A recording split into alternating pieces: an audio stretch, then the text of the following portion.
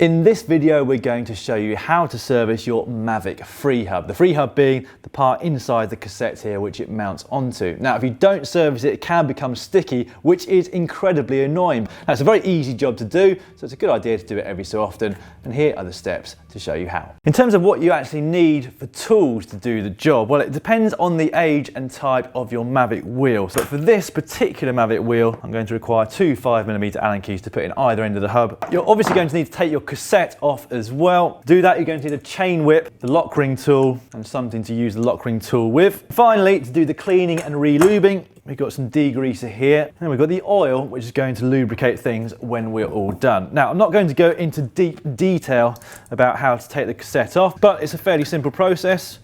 Right, so once you've got your cassette off, it's time to take the tools relevant to your wheel, which in this case, as I said, is two lots of 5mm Allen keys. It's simply a case of putting one in one side,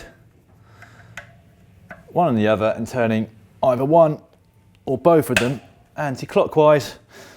You might hear a little snap like that if you haven't done it for a while.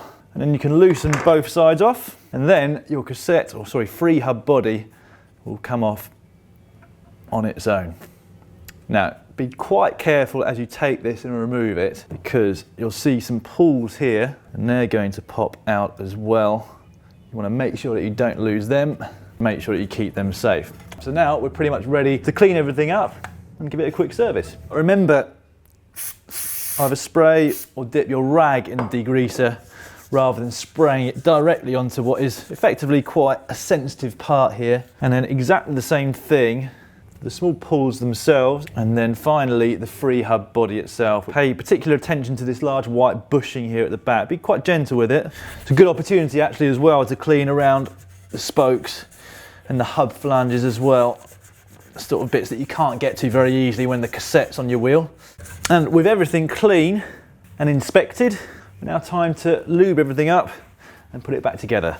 Now, there is some debate as to what is the best type of oil to use to lubricate the Freehub before we put it all back together. Mavic, of course, will recommend their very own Freehub oil specific for the job, but we've also heard bike mechanics talk about having a lot of success using Magura or Shimano hydraulic mineral oil here, which is for brakes, of course, normally. We've got the Shimano version, and I've put a little bit into a bleed oil kit just here, and that's what I'm going to use. Bear in mind that the hub and the Freehub doesn't need to be swimming in the stuff. A little goes quite a long way in this situation. So just put a little bit inside here where the pulls are going to go. Exactly the same on each of the pulls.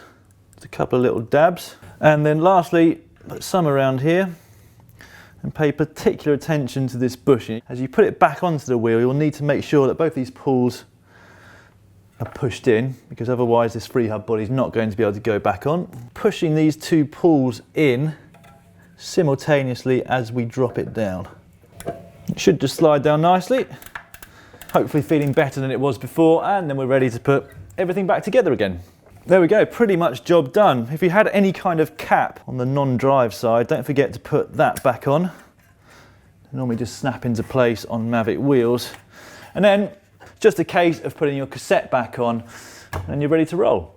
If you find that once you've done this whole servicing, you put it back on the bike, you're still getting a screeching noise, then it might be time to replace the Freehub. Now that you know how to do it yourself, it's reasonably easy and it'll be cheaper for you as well.